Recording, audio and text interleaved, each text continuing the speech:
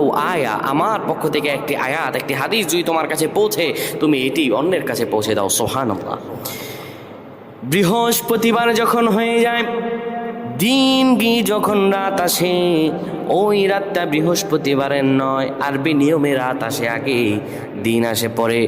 রাত গভীর হয়ে যাওয়ার পরে কোনো বান্দা যদি ঈশারের সালাত আদায় করে, একটা পবিত্র বিছানায় যখন যাবেন আপনি, ওই বিছানাটা যেন পাক ও পবিত্র হয়, ওই বিছানায় আপনি সুন্দরভাবে বসে যাবেন। তারপরে বসে যাওয়ার পরে আপনি দোয়া পড়তে থাকবেন, আর রহমান আর রহমান 7 বার পড়বেন। এরপরে পড়বেন আল্লাহুম্মা বিইসমিকা আমুতু ওয়া আহইয়া, ঘুমানোর দোয়া পড়বেন।